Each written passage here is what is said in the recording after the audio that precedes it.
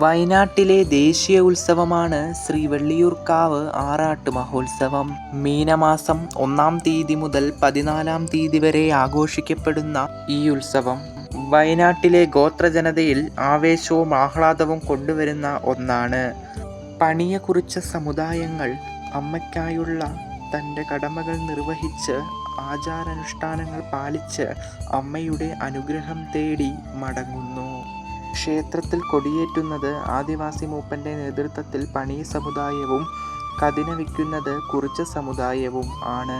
ഇനി ക്ഷേത്ര ഉൽപ്പത്തിയുമായി ബന്ധപ്പെട്ട ഐതിഹ്യം പരിശോധിക്കാം. കൊടുങ്ങല്ലൂരിലെ കോമരക്കാരന്മാരായിരുന്നു വടക്കേളെ നമ്പ്യാരും കുറച്ച് വെളിച്ചപ്പാടുകളും.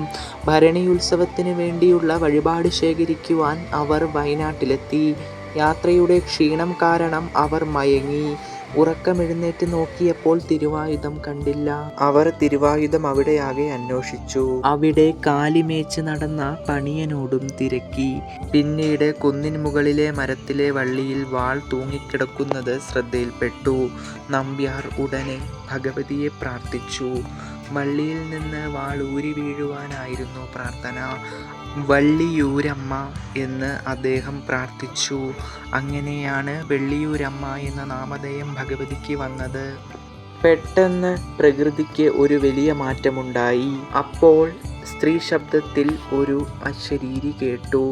ഇവിടെ 3 ഞാൻ ഇരിക്കുവാൻ ആഗ്രഹിക്കുന്നു. എൻ്റെ സാന്നിധ്യം ഇവിടെ 3 ഉണ്ടാകും.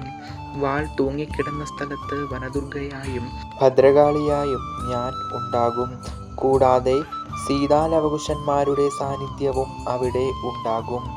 കൂടാതെ കബനി നദിയിലെ അമ്മായത്തിൽ ജലദുർഗയുടെയും സാന്നിധ്യം ഉണ്ടാകും.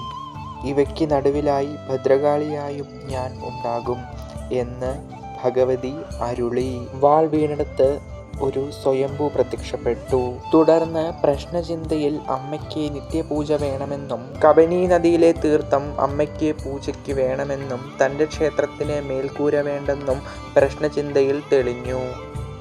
ശ്രീവള്ളിയൂർക്കാവിൽ 2 ക്ഷേത്രങ്ങൾ ഉണ്ട്. മേലേക്കാവും താഴേക്കാവും.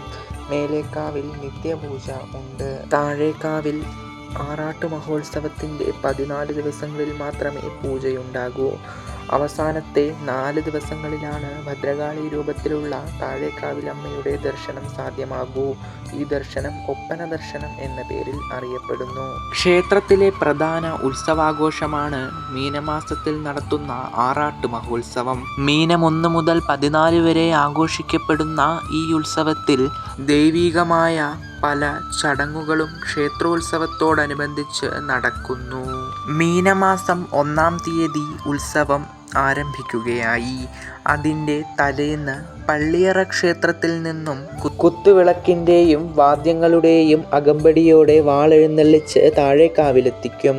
പാട്ടുപുരയിൽ 4 വിളക്കിനെ സാക്ഷിയാക്കി ഉത്സവത്തിന് വേണ്ട അരി കല്ലറപ്പായി തറവാട്ടുകാർ അളന്നു കൊടുക്കും. ശേഷം അത്താഴത്തിനുള്ള അരി വാര്യർ അളക്കുന്നു. തുടർന്ന് ദേഹാണ്ഡം ചാർത്തൽ, മേൽശാന്തി നടത്തുന്ന കഷ്ണം മുറിച്ചടങ്ങ് എന്നിവ നടക്കുന്നു. മീനം 1-ാം തീയതി മേലേക്കാവിൽ ദിവസേന അഭിഷേകം, അഷ്ടദ്രവ്യ ഗണപതി ഹോമം, ഉഷപൂജ, ഒറ്റക്കലശം, തോറ്റം, ഉച്ചപൂജ എന്നിവ ഉണ്ടാകും. മേലേക്കാവിലെ പാട്ടുപുരയിൽ ഉച്ചപൂജ സമയത്താണ് തോറ്റം നടക്കുന്നത്. ക്ഷേത്രാവകാശിയായ തെയ്യമ്പാടിക്കുറുപ്പിനാണ് തോറ്റം ചടങ്ങ് നടത്തുവാനുള്ള അവകാശം ഉള്ളത്. ദാരികവധം കഥയാണ് തോറ്റം പാട്ടിൽ പാടുന്നത്.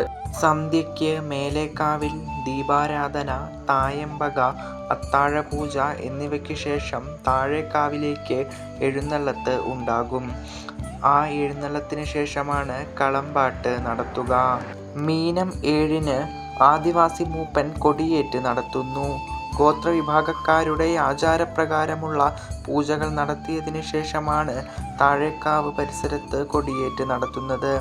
വേമോത്ത്, എടച്ചന എന്നീ കുടുംബത്തറകളിലും മൂപ്പൻ കൊടിയേറ്റ് നടത്തും. മീനം 10-ന് ഉച്ചയ്ക്ക് ശേഷം മേൽശാന്തി പാട്ടുപുരയിലെ ഒപ്പനയറയിൽ ധ്യാനത്തിലിരുന്ന് സംഭവിക്കുന്ന വെളിപാടിനു ശേഷം ദേവിയെ തൊഴുത് ഒപ്പനക്കോപ്പെടുക്കുവാനായി ചേരങ്കോടില്ലത്തേക്ക് യാത്രയാകും. ഇല്ലത്തെ ക്ഷേത്രത്തിൽ മീനം 11 ഉച്ചപൂജയ്ക്കു ശേഷം ഒപ്പനക്കോപ്പുമായി വെള്ളിയൂർക്കാവിലെത്തുന്നു. ഒപ്പന ദർശനത്തിൻ്റെ ഐതിഹ്യം പരിശോധിക്കാം. ഒരു കാലത്ത് വെള്ളിയൂർക്കാവിലെ മേൽശാന്തിമാർ ചേരങ്കോട്ടില്ലത്തു നിന്നുള്ളവരായിരുന്നു. ഒരു നാൾ അദ്ദേഹത്തിന് ദേവിയെ കാണണം എന്ന ആഗ്രഹമുണ്ടായി. ഒടുവിൽ സ്വപ്നത്തിൽ ഇല്ലത്തെ ചിറയിൽ വന്നാൽ തന്നെ കാണാം പിറ്റേന്ന് എന്നായിരുന്നു ദേവിയുടെ. അതുപ്രകാരം പിറ്റേന്ന് രാത്രിയിൽ ചേരങ്കോട് നമ്പൂതിരി ഇല്ലത്തെ ചിറയിൽ വന്നു. പെട്ടെന്ന് ഭഗവതി പ്രത്യക്ഷപ്പെട്ടു. ഭഗവതിയുടെ ഭദ്രകാളി രൂപമാണ് നമ്പിടിക്ക് കാണുവാൻ സാധിച്ചത്. ഈ രൂപം ഭക്തന്മാർക്കും കാണിച്ചു കൊടുക്കണം എന്ന് പറഞ്ഞപ്പോൾ ഉത്സവത്തിന്റെ 4 ദിവസങ്ങളിൽ ഒപ്പന എന്ന പേരിൽ കാണിച്ചു കൊടുക്കാമെന്ന് ദേവി കൽപ്പിച്ചു. മാത്രമല്ല ചേരങ്കോട് നമ്പിടിയുടെ സഹധർമ്മിണിയെയും ദേവി തന്റെ രൂപം കാണിച്ചു. ഭക്തർക്ക് തൻ്റെ രൂപം കാണണമെങ്കിൽ കാവിലെ പാട്ടുപുരയിൽ ശ്രീകോവിൽ മാതൃകയിൽ ഒരു അറയുണ്ടാക്കണമെന്നും ആവശ്യപ്പെട്ടു. ഈ വിവരം ചേരങ്കോട്ടില്ലത്തെ നമ്പൂതിരി ഊരാളന്മാരെ അറിയിച്ചു. മീനം 10 ഉച്ചയ്ക്ക് ശേഷം മേൽശാന്തി പാട്ടുപുരയിലെ ഒപ്പനയറയിൽ ധ്യാനത്തിലിരുന്ന് സംഭവിക്കുന്ന വെളിപാടിനു ശേഷം ഇപ്പുറ്റിലെ ദേവിയെ തൊഴുത് ഒപ്പനക്കോപ്പ് എടുക്കുവാനായി ചേരങ്കോട്ടില്ലത്തേക്ക് യാത്രയാകും. ഇല്ലത്തെ ക്ഷേത്രത്തിൽ മീനം 11 ഉച്ചപൂജയ്ക്ക് ശേഷം ഇല്ലത്തെ അന്തർജനം ഒപ്പന കൊണ്ട് പൊയ്ക്കോളൂ എന്ന് പറഞ്ഞതിന് ശേഷമാണ് മേൽശാന്തി ഒപ്പനയുമായി കാവിലേക്ക് പുറപ്പെടുക. ശരീരം നിറയെ വെള്ളമുണ്ട് കൊണ്ട് പുതച്ച് അതിനുള്ളിൽ ദേവിയുടെ ദിവ്യരൂപങ്ങൾ അടങ്ങിയ വസ്തുക്കൾ പൊതിഞ്ഞാണ് യാത്ര. ഒപ്പന വരവിനെ ആളുകൾ ഭക്തിയോടെ വരവേൽക്കും. വീടുകളിൽ നിലവിളക്ക് തെളിയും. സന്ധ്യയോടെ മേലേക്കാവിൽ ഒപ്പനയെത്തുമ്പോൾ കതിന വെടിമുഴങ്ങും. പിന്നെ മീനം 11, 12, 13, 14 തീയതികളിൽ താഴേക്കാവിലെ കളമ്പാട്ടിനും കളത്തിലാട്ടത്തിനും ശേഷം ഒപ്പന കെട്ടിക്കാണിക്കും. ഉത്സവം കഴിയുന്നതുവരെ താഴേക്കാവിലെ പാട്ടുപുരയിലെ ഒപ്പനയറയിൽ ഒപ്പന ദർശനം ഉണ്ടാകും. മീനം 11 അത്താഴ പൂജയ്ക്കു ശേഷം മേലേക്കാവിൽ നിന്ന് താഴേക്കാവിലേക്ക് ഗജവീരന്റെ അകമ്പടിയോടെ എഴുന്നള്ളത്ത് ഉണ്ടാകും. അതിനുശേഷം ഭണ്ഡാര എഴുന്നള്ളിപ്പും നടക്കും. അതിനുശേഷം കളമ്പാട്ടും കളത്തിലാട്ടത്തിനും ശേഷമാണ് ഒപ്പന ദർശനം നടക്കുക. മീനം 14 അർദ്ധരാത്രിയോടെ വിവിധ ക്ഷേത്രങ്ങളിൽ നിന്നും അടിയറയായി വരുന്ന ഭക്തർ ഏറ്റുവരുന്ന ഇളനീര് ദേവിക്ക് അഭിഷേകം ചെയ്തതിനു ശേഷം ഗജവീരന്മാരുടെ അകമ്പടിയോടെ താഴേക്കാവിലേക്ക് എഴുന്നള്ളത്ത് ഉണ്ടാകും. വെള്ളിയൂരമ്മയെ മണിപ്പുറ്റിൽ എഴുന്നള്ളിച്ച് വെച്ചതിനു ശേഷം പാട്ടുപുരയിൽ ഉച്ചപ്പാട്ടു നടത്തി അതിനുശേഷം കരിമരുന്ന് പ്രയോഗവും നടക്കുന്നു.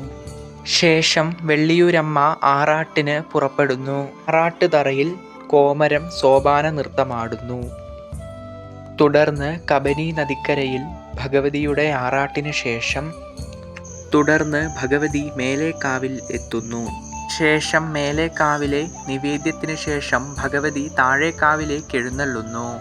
തുടർന്ന് ദേശക്കാരുടെ അരിചാർത്തലിനു ശേഷം താഴേക്കാവിൽ ഈടും കൂറും സോപാന നൃത്തം നടക്കുന്നു. ശേഷം മണിപ്പുറ്റിലും ഈടും കൂറും സോപാന നൃത്തം നടക്കുന്നു.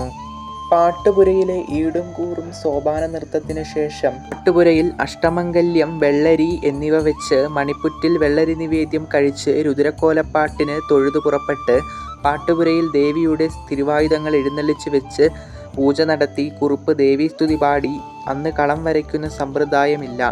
കളത്തിൽ അരിചൊരിഞ്ഞ് ഒപ്പന ദർശനം നടത്തുന്നു. പിന്നീട് കുറുപ്പന്മാർ രുദ്രക്കോലത്തിനു കുളിക്കാൻ അനുവാദം ചോദിച്ച് കുളി കഴിഞ്ഞ് ഭദ്രകാളിയുടെയും ദാരികന്റെയും വേഷം കെട്ടി മാരാർ പാണി കൊട്ടി രുദ്രക്കോലച്ചടങ്ങ് അഥവാ കോലങ്കോറ നടത്തുന്നു. പിന്നീട് പള്ളിയറ ക്ഷേത്രത്തിൽ നിന്ന് മീനം സംക്രമ ദിവസം കൊണ്ടുവന്ന അമ്മയുടെ തിരുവായുധം തിരിച്ചെഴുന്നള്ളിക്കുന്നു. കുറുപ്പ് കൂറ വലിക്കുന്നതോടെ ബ്രാഹ്മണർ മേലേക്കാവിൽ പശുദാഹ പുണ്യാഹം നടത്തി പതിവ് പൂജകൾ ആവർത്തിക്കുന്നു. ഉച്ചപൂജയ്ക്ക് ശേഷം ചേരങ്കോട്ടില്ലത്തു നിന്ന് കൊണ്ടുവന്ന ഒപ്പനക്കോപ്പ് തിരിച്ച് ഇല്ലത്തേക്ക് തന്നെ കൊണ്ടുപോകുന്നതോടെ ഒരു വർഷത്തെ 14 ദിവസം നീണ്ടുനിന്ന ഉത്സവം സമാപിക്കുന്നു. നവരാത്രി, പ്രതിഷ്ഠാദിനം, പുത്തരി ഉത്സവം, മണ്ഡലകാല ഭജന, ഉത്രക്കോലം, ആറാട്ട് മഹോത്സവം, വിഷു ഉത്സവം, കർക്കിടക മാസത്തിലെ ഭഗവതി സേവ, വിനായക ചതുർത്ഥി നാളിലെ മഹാഗണപതി ഹോമം എന്നിവയാണ് ക്ഷേത്രത്തിലെ വിശേഷ ദിവസങ്ങൾ.